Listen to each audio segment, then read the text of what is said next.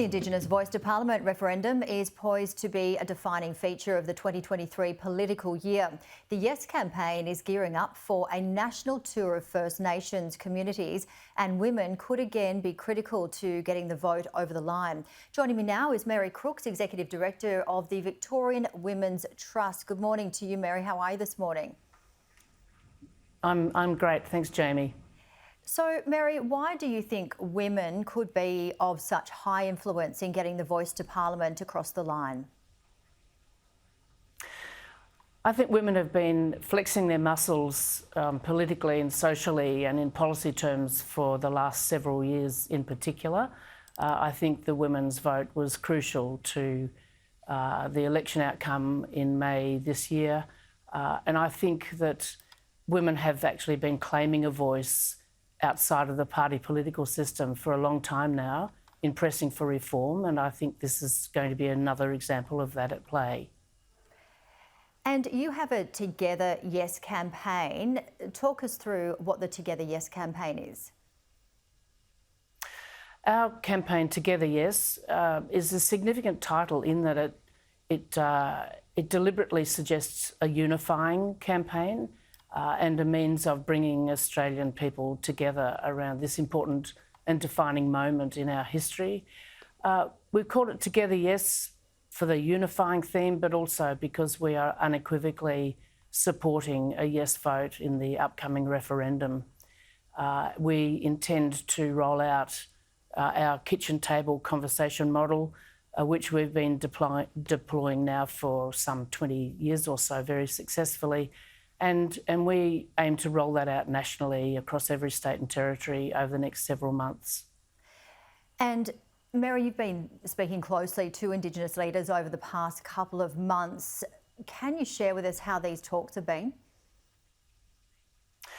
We've been honoured actually to stand alongside an outfit in Victoria called Koori Women Mean Business. We have been proudly partnering with them for over 30 years. So we embrace and love the idea of working shoulder to shoulder with Indigenous leaders and communities. So we've been in close collaboration now for the last 3 months with people from the heart and also from the Uluru Statement. And it's been exciting to come together. It's been exciting to be able to offer our services and our model to this cause. And it's been really thrilling to know that we can take up that, what is a generous invitation in the Uluru Statement itself, which asks Australians to go on the journey with Indigenous communities around the country towards a better future. So it's an exciting proposition in my mind. And also, Mary, the Voice to Parliament Yes vote is quite divisive among various parliaments. Why do you think that is?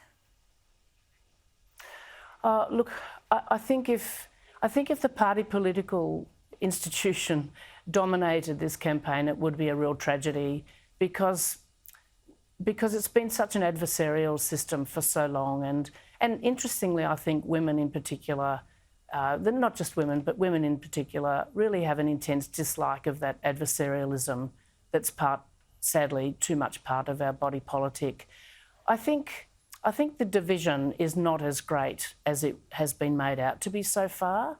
And while I respect, obviously, people to hold different viewpoints from mine on this question, I think that the Parliament itself and the community more broadly is pretty much interested in having a say on being on the right side of history, on responding to an issue as a matter of principle in a way that is a decent and fair-minded response.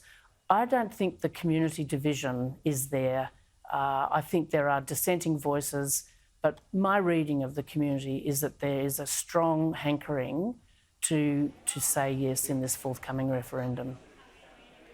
And your Together Yes campaign has been created by the Victorian Women's Trust, and if people want to help and perhaps be a group leader, how can they register? The main thing at the moment, we've got a landing page. Our campaign gears up in February. Our landing page is www.togetheryes.com. and people can register, and we'll be in touch with them real soon. We'll be holding lots of information sessions around every state and territory as we build a veritable army of group leaders across states and territories over January, February, March, April, and then our conversations nationally will start probably late May, in plenty of time for the referendum, even if it's held in August. So the main way at this stage is for people to contact us with that web address. And if that fails, make direct contact with us at the Victorian Women's Trust. Mary Crooks, lovely to chat to you, Executive Director of the Victorian Women's Trust. Have a great day. Thanks, Jamie.